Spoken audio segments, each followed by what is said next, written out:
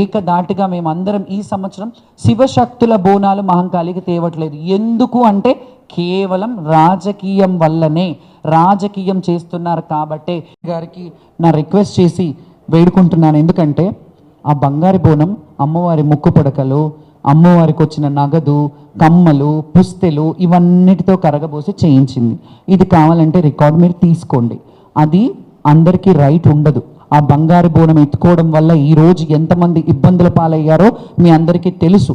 అది వాళ్ళు కావాలని చేయలేకపోవచ్చు, కావాలని చేశాను, నేను పేర్లు కూడా ఎత్తట్లేదు, కావాలని చెయ్యలేదు, కానీ బాగా చెయ్యాలి, జాతర బాగా చెయ్యాలని చేసి ఉంటారు పాపం, వాళ్ళని కూడా నేను దూషించాను.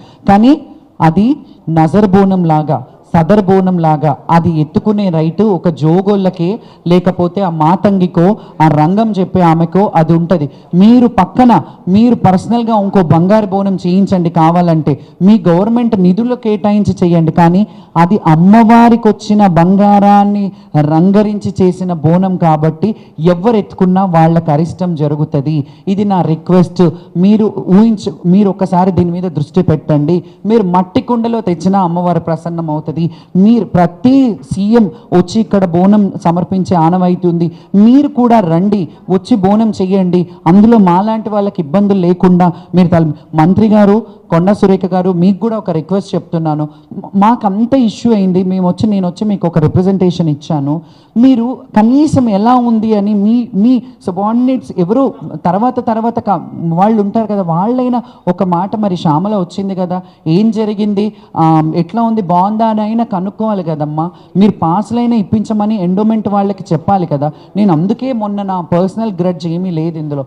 ఎండోమెంట్ నిర్వహించే బోనాల కార్యక్రమం ఎండోమెంట్ వాళ్ళే తీసుకొస్తారు కాబట్టి ఎండోమెంట్ వాళ్ళే దీన్ని సమీక్షించి దీంట్లో ఏం ప్రాబ్లమ్స్ ఉన్నాయో మా జోగినీలు కానీ శివశక్తులకు కానీ ఫెసిలిటీస్ ఏర్పాటు చేసి మీరు దగ్గరుండి చెయ్యండి. మా ఆటపాటతో మీరు వెనకాలండి మాతో కలిసి రండి బోనానికి, అంత అంగరంగ వైభవంగా కలిసి చేద్దాం. ఎంత బాగుంటుంది, అమ్మవారు కూడా ఎంత ప్రసన్నం అవుతుంది. ఇంకొకటి, మారుబోనం అనేది కూడా మహంకాళి జాతరకి చాలాసార్లు అమ్మవారు భవిష్యవాణిలో చెప్పినా దాన్ని కొంత రాజకీయంగా పరంగా చూసి వీళ్ళు వాళ్ళ మీదేసి వాళ్ళు వీళ్ళ మీదేసి ఆ బోనం కూడా సరిగ్గా నిర్వర్తించట్లేదు. నా దగ్గర 16 సంవత్సరాల పేపర్ కట్టింగ్స్ ఉన్నాయి. తొలి బోనం అత్తిలి ఫ్యామిలీ నుంచి ఎలాగైతే తెస్తానో మారు బోనం కూడా మహంకాళి అమ్మకి మారు బోనం ఎత్తుకునేదాన్ని, అది కూడా రాను తీసేశారు. ఈ కల్చర్ ఏదైతే ఉందో దీన్ని ఒకసారి క్షుణ్ణంగా ఆలోచించి వాళ్ళు చేసే కార్యక్రమాలని వాళ్ళని చేయనివ్వండి. ఎందుకంటే మీకు తెలియదు, ఇప్పుడు పెద్ద వాళ్ళకి నేను ఒప్పుకుంటా, సీఎం గారికో మినిస్టర్ గారికో అది తెలియదు, కానీ ఒక్కసారి అడగండి ఎవరు ఏం జరుగుతుంది ఇక్కడ కల్చర్ ఏంటి అని. ఒక 10 నిమిషాలు గుడిలో కూర్చోండి. ఆ గుడికి సంబంధించిన వాళ్ళు, ఆ చైర్మన్సో లేకపోతే ఈవోలో వాళ్ళందరూ ఉంటారు కదా, వాళ్ళతో కూర్చొని మాట్లాడండి. ఒక్కొక్క గుడికి కమిటీలు పంపించండి, ఒక కమిటీ వేయండి. మీరు ఇంకొకటి చెప్తాను, కమిటీ అంటాను కదా, మీరు ఎండోమెంట్ కమిటీ ఒకటి వేసేస్తారు, వదిలేస్తారు. ఏ దేవాలయాలకు ఆ దేవాలయ కమిటీలు విడివిడిగా ఉంటాయి. ఈ అన్నిటికీ బియాండ్ ఒక కమిటీని వేసి అన్ని గుళ్ళల్లోకి సంబంధించిన వాళ్ళని పెట్టి అన్ని గుళ్ళల్లో సమీక్షించేలాగా ఆ కమిటీలు వెళ్ళి అన్ని గుళ్ళల్లో మెయిన్ మనకి ఎన్ని గుళ్ళు ఉన్నాయి, గోల్కొండ ఉంది, మహంకాళి టెంపుల్ ఉంది, ఎల్లమ్మ ఉంది, ఏడుపాయలు ఉంది. అక్కడైతే హైదరాబాద్ ఆషాఢంలో జరగవు.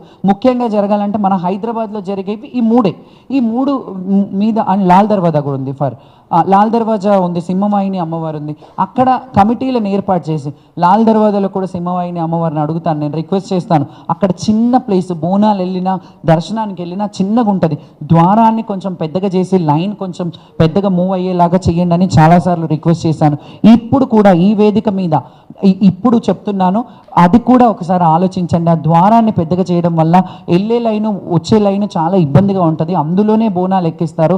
అది ఒక చిన్న 20 by 8 10 ఎంతో ఉంటుంది ఆ గుడి మొత్తం.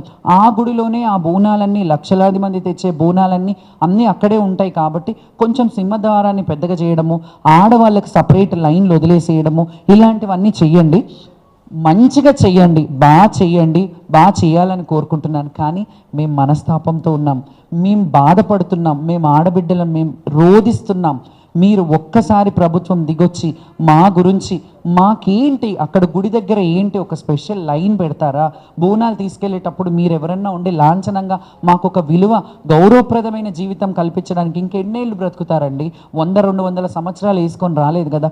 ఉన్నన్ని రోజులు కల్చర్ చేయగలుగుతాను. రేపు నా కాళ్ళు చేతులు పనిచేయవు, నడవలేని పరిస్థితిలో ఉంటాను, నేను గుడికి రాలేను కదా. గుడికి ఇన్నేళ్ళు 30-40 సంవత్సరాలు అమ్మవారికి సేవ చేసి సడన్గా నాకేమన్నా అవుతే నేను కాళ్ళు రెక్కలు మంచిగా ఉన్నప్పుడే మీరు మా మీద వివక్షత చూపిస్తున్నారు. మేము రేపు చెప్పబడ్డాక ఇంకా మా పరిస్థితి ఏంటి? కాబట్టి ఒక్కసారి సీఎం గారు అండ్ మినిస్టర్ గారు మీరు అందరూ ఒక కమిటీలో మాట్లాడుకొని ఈ శివశక్తుల గురించి నేను ఒక్కదాన్ని మాట్లాడితే బాగుండదు, వీళ్ళందరూ కూడా ఏకదాటిగా మేమందరం ఈ సంవత్సరం శివశక్తుల బోనాలు మహంకాళికి తేవట్లేదు. ఎందుకు అంటే కేవలం రాజకీయం వల్లనే, రాజకీయం చేస్తున్నారు కాబట్టే ఇప్పుడు చెప్తున్నాను. మీరు ఆ రాజకీయం కాకుండా మాకేమన్నా స్పెషల్ ఫెసిలిటీస్ ఏర్పాటు చేస్తే అంగరంగ వైభవంగా